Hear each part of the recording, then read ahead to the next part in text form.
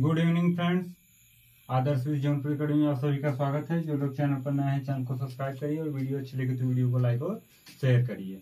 हम आप लोगों के बीच जो है पॉलिटी की जो है क्लास पढ़ाने चल रहे हैं। हम 2 दिन पॉलिटी को पढ़ा चुके हैं, जिसमें अनुसूची को हम लोग खत्म कर दिए हैं। क्या किए हैं? अनुसूची को हम खत्म कर दिए हैं। आज हमें पढ़ाना है भाग 1। आज हमें क्या पढ़ाना है? भाग 1 पढ़ाना है। तो जो लोग चैनल पर नए हैं और अभी तक जो है चैनल को सब्सक्राइब नहीं किए हैं, प्लीज चैनल को सब्सक्राइब कर लीजिए। और जो लोग आज पहली बार वीडियो देख रहे हैं तो प्लेलिस्ट में पड़ी पिछली की दोनों वीडियो जाकर देख लें। और क्रम वाइज से पॉलिटी को पढ़ेंगे तो आप लोगों को बहुत अच्छे से समझ में भी आएगा और जो है आपका पॉलिटी अच्छे से तैयार भी होगा। तो हम पीछे अनुसूची को पढ़ चुके हैं, टोटल 12 अनुसूची को पढ़ चुके हैं, जिसमें पहले में दिया है भारत राज्यों का संघ है। दूसरे में क्या दिया है? दूसरे में दिया है वेतन। तीसरे में दिया है शपथ। पहले में क्या दिया है? भारत राज्यों का संघ है। और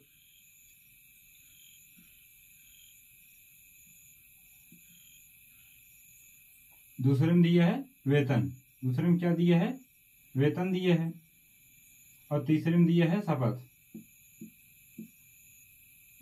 और चौथे में हमारा दिया है राज्यसभा की सीटें। चौथे में क्या है? राज्यसभा की सीट।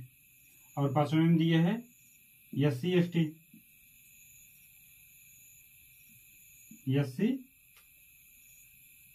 ST। और छठे में दिया है हमारा पूर्वोत्तर राज्य। क्या दिए है? पूर्वोत्तर राज्य दिए है। सातवें में दिए है शक्ति का विभाजन। शक्ति का विभाजन। आठवें में दिए है हमारी भाषा। आठवें में क्या है हमारा? भाषा है। नौवें में दिया है भूमि सुधार।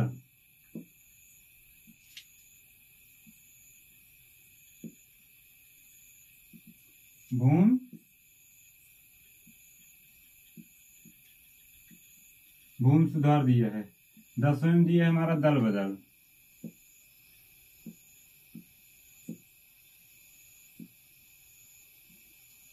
11वें में दिया है हमारा 11वें में क्या दिया है? अनुसूची 11 में। अनुसूची 11 में दिया है हमारा पंचायती राज।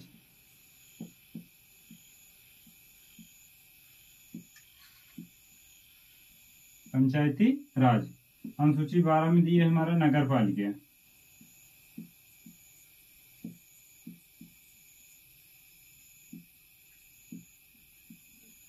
ये तो हमारी टोटल 12 अनुसूची हो गए। 12 अनुसूचियों में हम फटाफट आप लोगों को बता दिए जो है किसमें क्या दिया है। तो जो लोग पहली बार देख रहे हैं, हम इसको अच्छे से आप लोगों को एक्सप्लेन करके बताए हुए हैं अपनी पिछली दोनों वीडियो में। जो लोग पहली बार देख रहे हैं और पिछली दोनों वीडियो जाकर देख लें तो ज्यादा अच्छे से समझ में आ जाएगा। तो ये हो गई हमारी 12 अनुसूची। आज हमें क्या पढ़ना है? तो आज हमें भाग पढ़ना है। हम फटाफट बता दिए आज हमें क्या पढ़ना है। आज हमें भाग पढ़ना है। अनुच्छेद हैं तो भाग 1 में हमारे टोटल 4 अनुच्छेद हैं।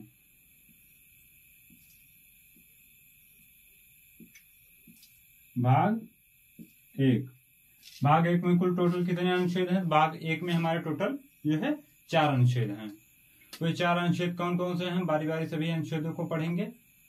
भाग 1 में कितने अनुच्छेद पाए जाते हैं? 4 अनुच्छेद पाए जाते हैं। अनुच्छेद 1 है हमारा। अनुच्छेद 1 में क्या कहा गया है?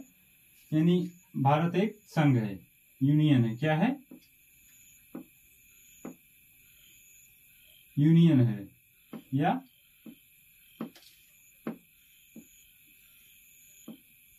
संघ है। भारत एक क्या है? भारत एक संघ है।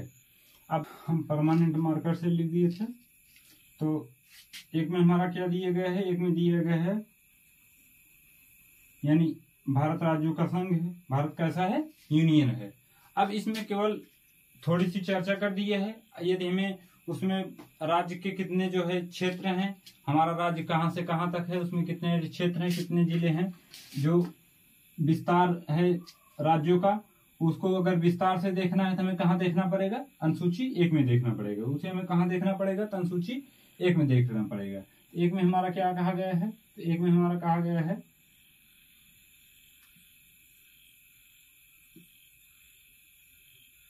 भारत क्या है? राज्यों का भारत क्या है, संघ है। और आर्टिकल 1 की बात हो गई। अनुच्छेद 2 में हमारा क्या है, तो अनुच्छेद 2 में हमारा है, अनुच्छेद 2 में किया गया है कि संसद के पास वह अधिकार है, यानी संसद के पास अधिकार है, वह चाहे तो विदेशी किसी राज्य को भारत में मिला सकता है। संसद के पास वह अधिकार है, वह चाहे तो विदेशी किसी राज्य को, विदेश के किसी राज्य को या विदेश के किसी जो है, विदेश के किसी देश को या राज्य को जो है भारत में मिला सकता है।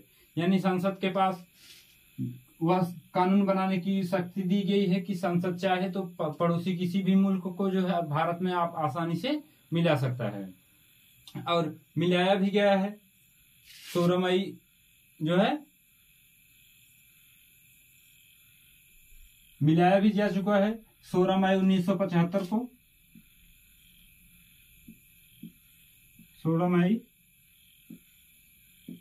1975 को सिक्किम को मिलाया गया था। किसे मिलाया गया था? सिक्किम को मिलाया गया था। सिक्किम हमारा कैसा राज्य था? सिक्किम हमारा 22वां राज्य था, जो है 35वें संशोधन के तहत भारत में मिलाया गया था। जो किस संशोधन के तहत भारत में मिलाया गया था? तो 35वें संशोधन के तहत। यानी जो सिक्किम था पहले, यह भारत से अलग था। जो सिक्किम था हमारा, यह भारत से अलग था। तो 2 में कहा गया है कि संसद चाहती है तो किसी भी जो है पड़ोसी मुल्क को, यानी किसी पड़ोस के किसी राज्य को या पड़ोसी किसी मुल्क को जो है या देश को जो है भारत में मिला सकती है, या देश के किसी एक छोटे राज्य, एक हिस्से के राज्य को ही मिला सकती है। तो वह चाहे तो किसी भी जो है विदेश के किसी भी राज्य को आपस में या मुल्क को आपस में मिला सकती है। जो पहले मिलाया भी जा चुका है। सिक्किम को पहले जो है 1975 में पहले सिक्किम हमारा अलग था, उसे भारत में मिलाया गया। सिक्किम को जब भारत में मिलाया जा रहा था तो सिक्किम के लोगों ने कहा कि हम कैसे एक बार में विश्वास कर लें कि हम वहां से सिक्योर रहेंगे, यानी वहां हमें कोई परेशानी नहीं होगी। तो उसमें कहा गया कि आप मिल जाइए, आप 1 साल तक देख लीजिए, यदि आपको कोई परेशानी होती है तो आप अलग हो जाइएगा, आपको कोई परेशानी होती है तो आप अलग हो जाएंगे। तो 16 मई 1975 को सिक्किम को जो है 22वें राज्य की दर्जा दी गई। यह किस संशोधन के तहत मिलाया गया था? तो यह 35वें संशोधन के तहत मिलाया गया था। अगला आर्टिकल है हमारा, अगला अनुच्छेद है हमारा अनुच्छेद 3। अनुच्छेद 3 में हमारा क्या कहा गया है कि संसद चाहे तो भारत के किसी राज्य के भारत के किसी राज्य के सीमा में परिवर्तन कर सकती है। संसद चाहती है तो भारत के किसी राज्य में जो है सीमा में परिवर्तन कर। अगला अनुच्छेद है हमारा अनुच्छेद 3। अगला अनुच्छेद हमारा क्या है? अनुच्छेद 3 है। अनुच्छेद 3 में क्या कहा गया है कि संसद चाहे तो भारत के राज्य की सीमा में परिवर्तन कर सकती है। राज्य की सीमा में परिवर्तन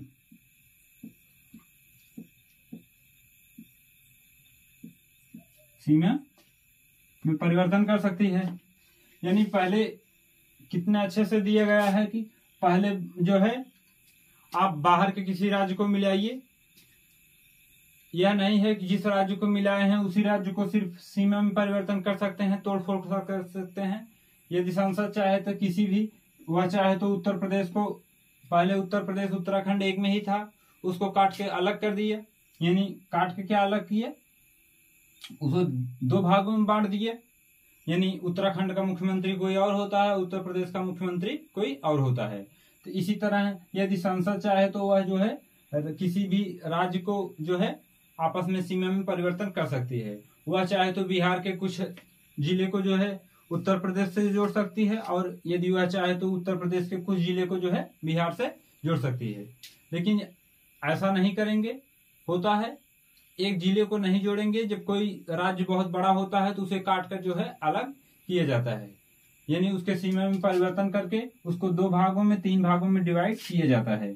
तो अब इसमें कितने बेहतरीन ढंग से दिया गया है कि पहले किसी विदेशी राज्य को भारत में मिल आइए, उसके बाद यहाँ उसको कूच कांच के, यानी पहले आप ले आइए, जब वह मिल जाए भारत में, जब वह यूनियन पे सिग्नेचर कर दे, वह जब भारत के यूनियन पे सिग्नेचर करके वह भारत का हो जाए, उसके बाद उसको जिस मर्जी से चाहे, जैसे चाहे वैसे तोड़ फोड़ के जो है 2 भागों में, 4 भागों में, जिस तरह से चाहे उस तरह से संसद क्या कर सकती है, संसद आपस में उसे डिवाइड कर सकती है। उसे क्या कर सकती है, तो उसे आपस में डिवाइड कर सकती है।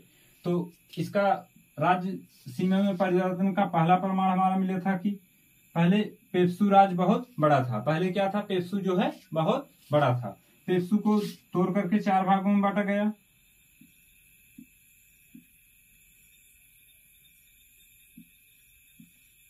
पेप्सू को तोड़ करके कितने भागों में बांटा गया, तो 4 भागों में बांटा गया।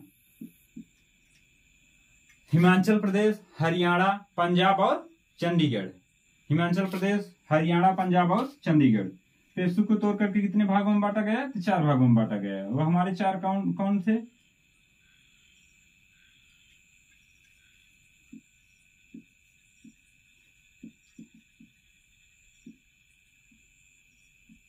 हरियाणा, पंजाब,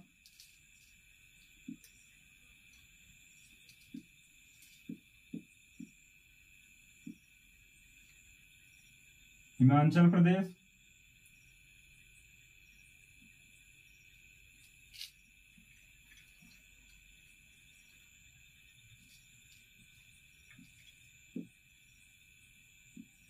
और चंडीगढ़।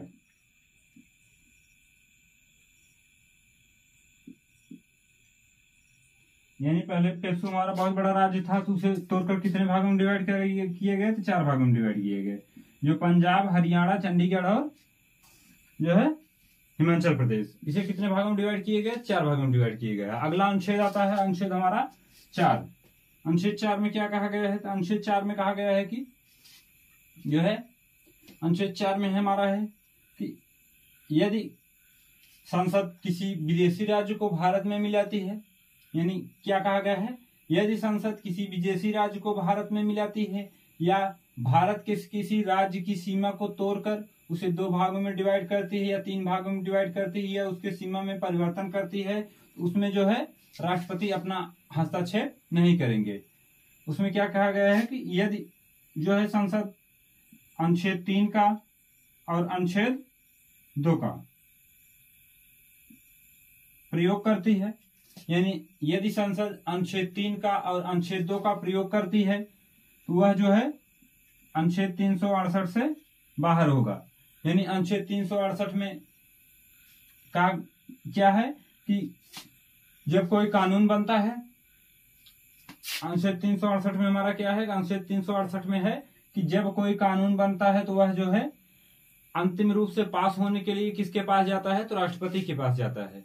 अंतिम रूप से पास करने के लिए, अंतिम सिग्नेचर करने के लिए किसके पास जाता है, तो राष्ट्रपति के पास जाता है। वही कहा गया है कि यदि संसद अनुच्छेद 2 का और अनुच्छेद 3 का जो है पालन कर रही है, अनुच्छेद 2 पे और अनुच्छेद 3 के तहत जो है कोई कार्य कर रही है, यानी या तो किसी विदेश के किसी राज्य को जो है भारत में मिला रही है या भारत के किसी राज्य को जो है उसके सीमा में परिवर्तन कर रही है, तो उसमें जो है राष्ट्रपति अपना हस्तक्षेप नहीं करेंगे।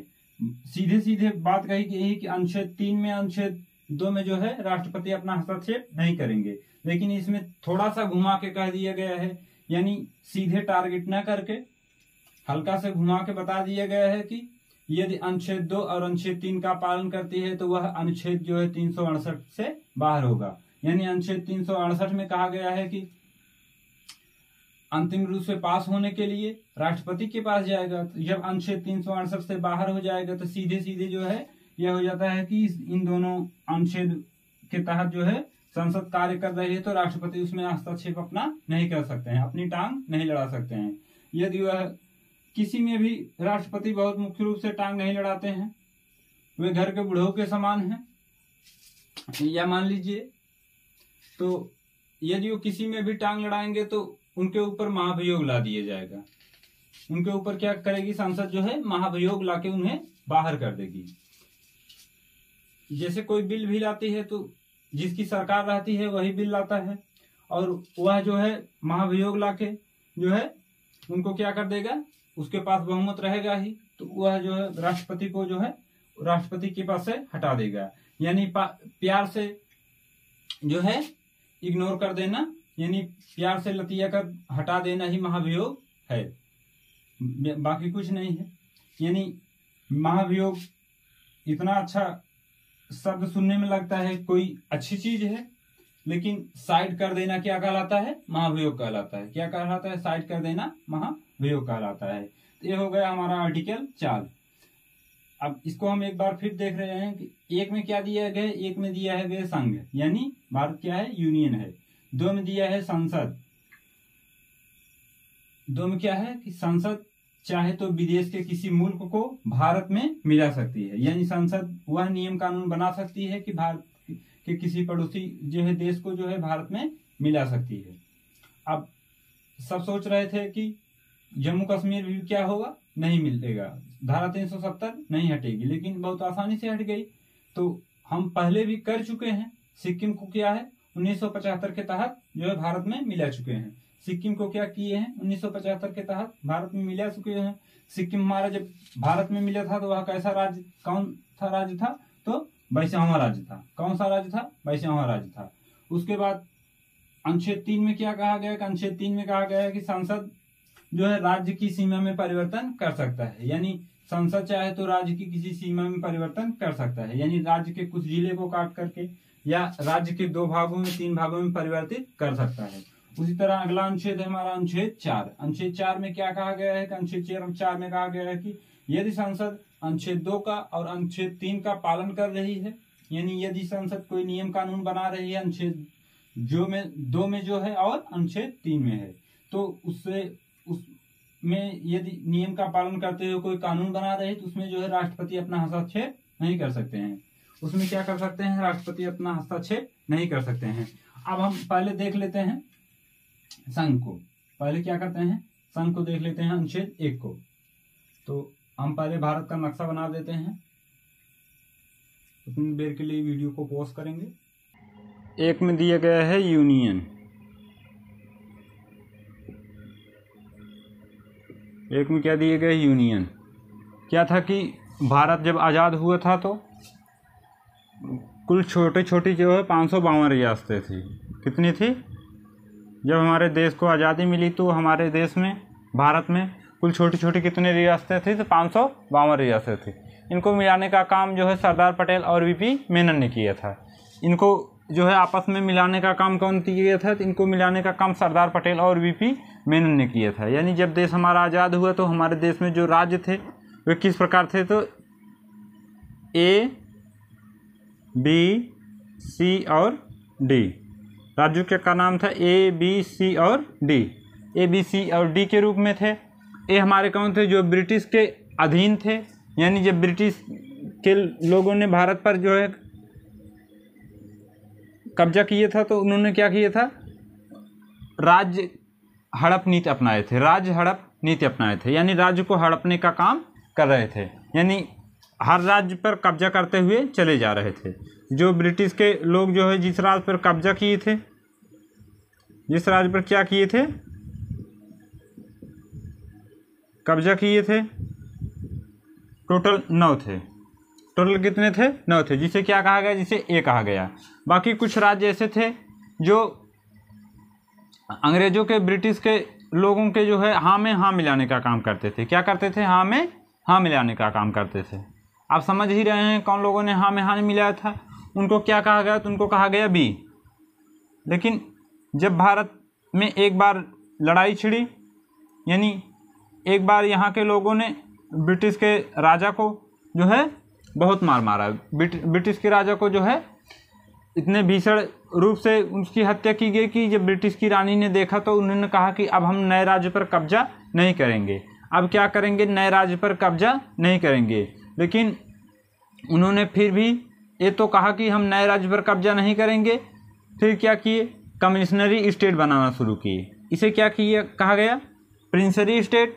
यानी बी को क्या कहा गया, प्रियंसरी स्टेट। लेकिन उन्होंने जब कहा कि हम नए राज्य पर कब्जा नहीं करेंगे, फिर भी उन्होंने राज्य के जो है महत्वपूर्ण जो शहर थे, जैसे उत्तर प्रदेश के लखनऊ हो गया, दिल्ली हो गया, महाराष्ट्र हो गया, पटना हो गया, बिहार में केवल पटना को, यानी किसी भी राज्य के जो है पॉपुलर शहर को जो है क्या करते थे, आपस कब्जा कर लेते थे।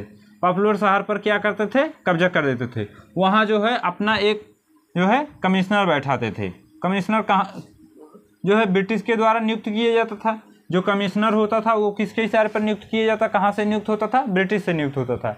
अब मान के चलिए यहाँ से कोई भारत से कोई जो है व्यक्ति नियुक्त करके किसी देश में भेजा जाए, तो वहाँ जो है जब वो पावर में आ जाएगा, यानी वहाँ के जो है पार्लियामेंट तक पहुँचा दिए जाए, वहाँ के किसी अच्छे ओहदे तक पहुँचा दिए जाए, तो यहाँ के इशारे पर तो वहाँ काम आसानी से हो सकता है। वही काम जो है ब्रिटिश के लोगों ने किया था कि नए राज्य पर कब्जा तो नहीं कर रहे थे, एक प्रकार से कब्जा ही कर रहे थे, तो और यहाँ अपने हिसाब से जो है कमिश्नर बैठाते थे।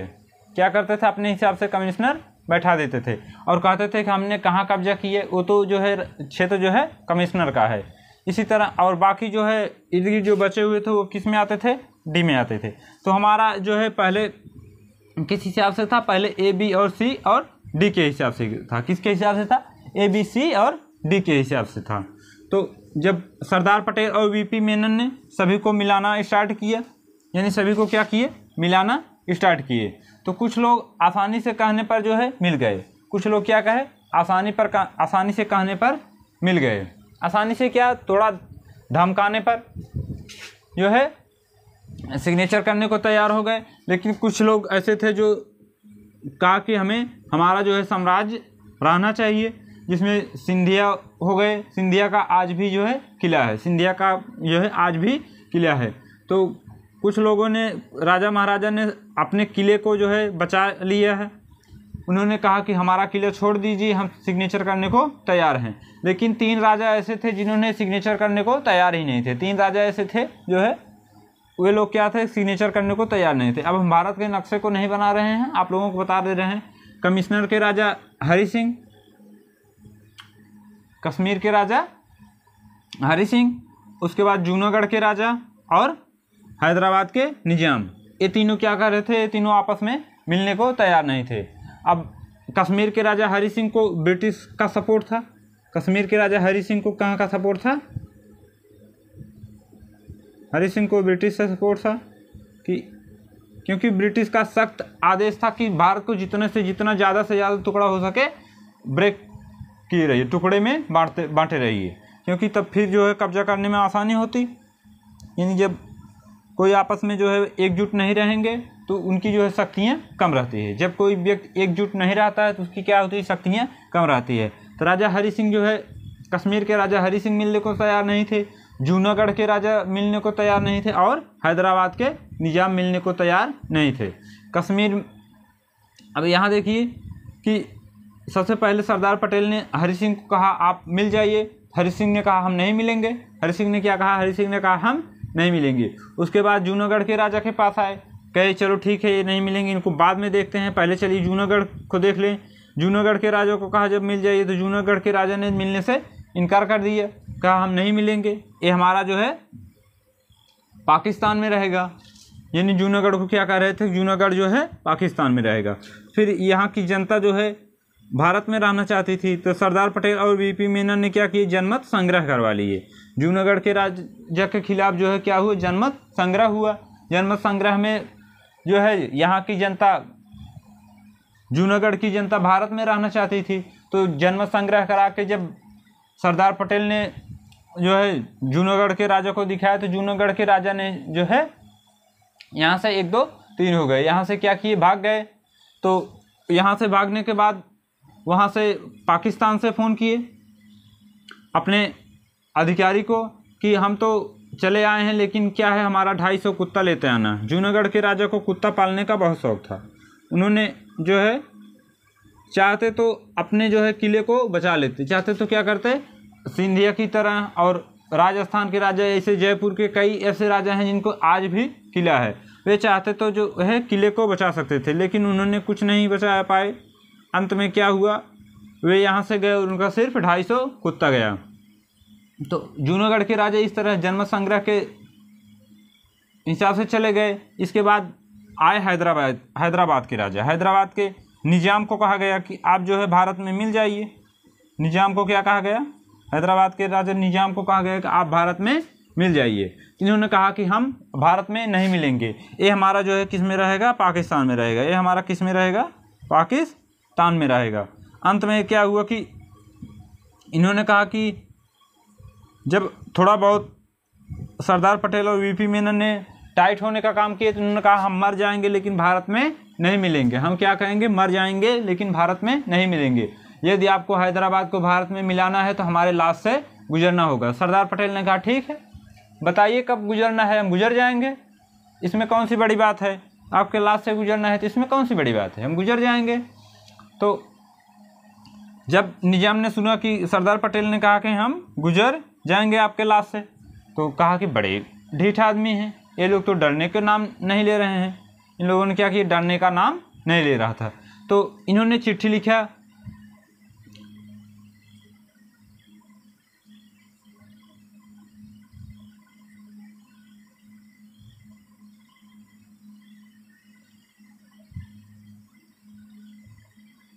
इन्होंने यूएनओ को चिट्ठी लिख दिया। निजाम ने क्या किया, यूएनओ को चिट्ठी लिख दिया और वहाँ से जो है आदेश आया कि आप जो है सरदार पटेल को यानी गृह मंत्रालय को वहाँ से बाकायदा नोटिस जारी की गई कि आप जो है सेना की कार्रवाई नहीं कर सकते हैं। यूएनओ को जब इन्होंने नोटिस लिखा कि सरदार पटेल हमारे ऊपर जो है सेना की कार्रवाई करना चाहते हैं, तो वहाँ से नोटिस आया सरदार पटेल को कि आप जो है हैदराबाद पर सेना की कार्रवाई नहीं कर सकते। तो सरदार पटेल काफ़ी चिंतित हुए। कुछ देर बाद उन्होंने ये सोचा कि चलो ठीक है, सेना को कहा आप सेना की वर्दी उतारिए और पुलिस की वर्दी पहनिए। सेना की वर्दी उतार कर क्या करिए, पुलिस की वर्दी को पहनिए और मारिए सब को। तो जो है सेना ने जो है सेना की वर्दी उतारा और पुलिस की वर्दी पहनकर जो है इतना मार मारे कि मारकर जो है यहाँ का हैदराबाद को कब्जा कर लिए। हैदराबाद को क्या किए, कब्जा कर लिए। फिर भी इन्होंने चिट्ठी लिखा कि आप कह रहे थे जो है सेना की कार्रवाई नहीं करेंगे, फिर भी जो है हमें बहुत मारा पीटा गया। तो सरदार पटेल के पास जब दोबारा जो है चिट्ठी आई कि आप जो है सेना की कार्रवाई कैसे कर दिए, सरदार पटेल ने कहा हमने कहाँ जो है सेना की कार्रवाई की, हमने कहाँ की सेना की कार्रवाई, वो तो हमारी पुलिस गई थी, कहाँ सेना गई थी। तो जब कभी कभी क्वेश्चन में पूछा जाता है कि जो है हैदराबाद को किस हिसाब से जो है अपनाया गया, तो पुलिस होता है हैदराबाद पर कब्जे जो है ऑपरेशन पोलो के तहत, किस तहत किए गए, ऑपरेशन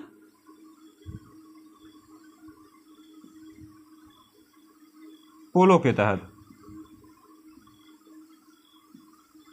ऑपरेशन पोलो में कौन गई थी, ऑपरेशन पोलो में हमारी फोर्स ही गई थी लेकिन पुलिस की ड्रेस में गई थी। ऑपरेशन पोलो के तहत क्या किया गया, ऑपरेशन पोलो के तहत जो है हैदराबाद को भारत में मिला लिया गया है। यानी हैदराबाद को भारत में कैसे मिलाया गया, तो हैदराबाद को भारत जो है ऑपरेशन पोलो के तहत मिलाया गया। उसके बाद बचा हमारा कश्मीर। उसके बाद क्या बचा, उसके बाद बचा हमारा कश्मीर। तो कश्मीर के राजा हरि सिंह मिलने को तैयार ही नहीं थे। कश्मीर के राजा हरि सिंह जो है मिलने को तैयार नहीं थे। तो सरदार पटेल ने जो है सेना लगाना की कोशिश की, लेकिन उस समय जो है जब तक हमारा देश आज़ाद हुआ था, जब तक संविधान लागू होता नहीं तो सेना जो है प्रधानमंत्री के इशारे पर काम कर नहीं रही थी। क्या है, प्रधानमंत्री के इशारे पर जो भारत की सेना नहीं काम कर रही थी। तो सेना ने कहा आप जो है जम्मू कश्मीर को भारत में मिला लीजिए, हम कार्रवाई करने को तैयार हैं। लेकिन अब हरि सिंह जो है सिग्नेचर करने को तैयार ही नहीं था। उसी समय पाकिस्तान के कुछ जो है घुसपैठियों ने, आतंकवादियों ने जो है कबीले के भेष में कश्मीर पर आक्रमण किए। उसी समय क्या हुए, कुछ कबीले जो है जम्मू कश्मीर पर आक्रमण कर दिए। क्या वहाँ मार काट मचाए। अंत में जब राजा हरि सिंह जाने की अब हमारा परिवार भी नहीं बचेगा, हरि सिंह क्या जाने कि हमारा जब परिवार भी नहीं बचेगा, तो उन्होंने आनन फानन में आकर सरदार पटेल से कहा कि हम सिग्नेचर करने को तैयार हैं, हम सिग्नेचर करने को क्या हैं, तैयार हैं। तो उसी समय जो है जब काफ़ी मार काट मचाए तो आधा कश्मीर तो कब्जा हो गया था, लगभग आधा कश्मीर जो है कब्जा हो गया था। जब हरि सिंह ने सिग्नेचर कर दिया तो हरि सिंह ने सिग्नेचर करते वक्त कहा कि हम उसी समय उसने 370 को लागू करवा लिया था। 370 को क्या कर लिया था, 370 को लागू करवा लिया था। उसमें मजबूरी ये थी कि किसी तरह जो है सिग्नेचर कर दें, किसी तरह क्या कर दें, सिग्नेचर कर दें। जैसे ही सिग्नेचर की उसके बाद जो है यहाँ के एक बहुत काबिल अफसर थे, जो है कौन थे, ब्रिगेडियर उस्मानी। यहाँ के एक बहुत काबिल अफसर थे, बलूचिस्तान के थे, लेकिन उन्होंने भारत की ओर से जो है भारत में रहना पसंद किए। यहाँ के काबिल अफसर थे ब्रिगेडियर उस्मानी। ब्रिगेडियर उस्मानी के नेतृत्व में जो है भारत की सेना जो है गई और वहाँ से उन लोगों को आज तक एक कदम आगे बढ़ने नहीं दिए। आज तक क्या किए, एक कदम आगे बढ़ने नहीं दिए। जहाँ तक कब्जा किए थे वहीं तक जो है रोकी। जो आज भी उनके कब्जे में है वही पीओके जो है कहलाता है। हमारा क्या कहलाता है, पीओके कहलाता है। यानी उस समय जो ज़मीन कब्जा हुई थी वो क्या कहलाती है, इस समय पीओके कहलाती है। तो अब तो 370 जो है जम्मू कश्मीर से हटा दी गई है। 370 हमारी हटी नहीं है, 370 जो है हटी नहीं है। हल्ला हुआ है 370 हटी है, लेकिन 370 जो है भारत जम्मू कश्मीर से नहीं हटाई गई है। 370 के प्रावधान को हटाया गया है। क्या हटाया गया है, प्रावधान को। यदि 370 को हटा दिया जाए तो जम्मू कश्मीर जो है भारत का अभिन्न अंग हो जाएगा। क्या हो जाएगा, भारत से अलग हो जाएगा। क्योंकि 370 में ही कहा गया है कि जो है जम्मू कश्मीर की सीमा भारत की सीमा है। 370 में ही क्या कहा गया है, 370 में कहा गया है जम्मू कश्मीर की सीमा जो है भारत की सीमा है। तो इस समय उसके बाद जो है हर जगह से मांग उठने लगी।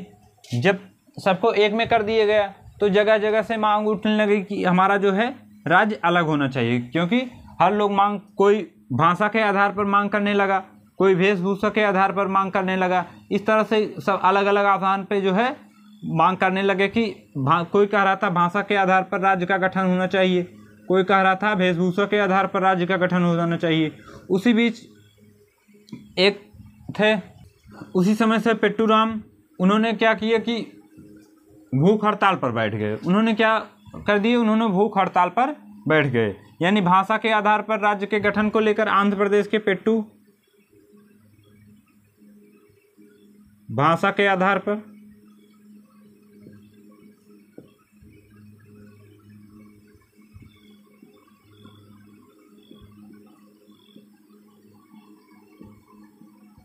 आंध्र प्रदेश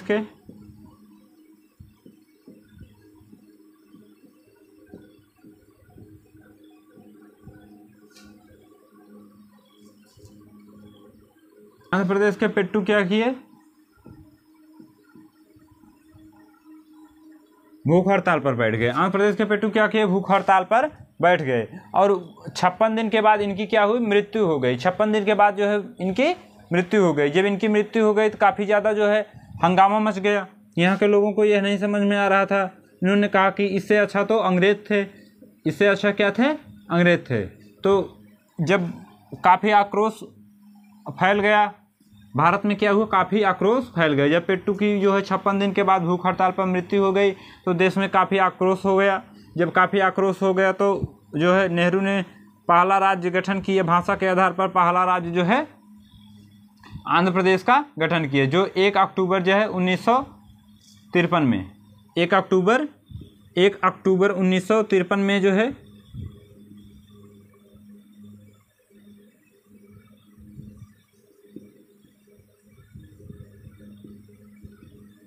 1 अक्टूबर 1953 में जो है भाषा के आधार पर पहला राज्य कौन बना, पहला राज्य जो है आंध्र प्रदेश बना। पहला राज्य कौन बना, पहला राज्य आंध्र प्रदेश बना। ये कभी कभी जब क्वेश्चन में पूछा जाए कि भाषा के आधार पर पहला राज्य कौन सा बना, तो भाषा के आधार पर पहला राज्य जो है आंध्र प्रदेश बना। जैसे ही आंध्र प्रदेश भाषा के आधार पर पहला राज्य बना तो हर जगह से मांग उठने लगी। हर जगह से क्या हुए, हर जगह से मांग उठने लगी कि भाषा के आधार पर हमारा भी जो है राज्य गठन होना चाहिए। तो नेहरू ने कहा कि काफ़ी ज़्यादा परेशानी हो जाएगी, क्योंकि एक ही राज्य में कई, देख लीजिए बिहार में भी 4 भाषा को बोलने वाले लोग हैं, उत्तर प्रदेश में भी कई, बहुत से भाषा के लोग बोलने वाले हैं और हर जगह हैं। तो भाषा के आधार पर राज्य का गठन करना काफ़ी मुश्किल था। भाषा के आधार पर क्या करना था, तो राज्य का गठन करना काफ़ी मुश्किल था। तो उन्होंने उस समय सुप्रीम कोर्ट के एक जज थे खान बहादुर सर सैयद अली, जिसे फजल अली कहा जाता है। उसी समय सुप्रीम कोर्ट के एक जज थे जिसे खान बहादुर सर सैयद अली, जिसे क्या कहा जाता है, फजल अली कहा जाता है। तो उस समय फजल अली जो है, फजल अली आयोग का गठन किया गया। यानी फजल अली आयोग का गठन कब किया गया? तो फजल अली आयोग का गठन जो है 1953 में। 1953 में क्या गया, फजल अली कमेटी बनाई गई, जिसकी रिपोर्ट जो है 3 वर्ष बाद 1956 में आई। फजल अली की रिपोर्ट जो है कब आई? भाषा के आधार पर। तो भाषा के आधार पर राज्य बनाने की रिपोर्ट जो है फजल अली की 3 वर्ष बाद, यानी 3 वर्ष का समय मिल गया। उसमें अच्छे से सोचकर 1956 में फजल अली की रिपोर्ट आई, जिसे जो है 7वें संशोधन के तहत जोड़ा गया। जिसे क्या किया गया? 7वें संशोधन के तहत जोड़ा गया।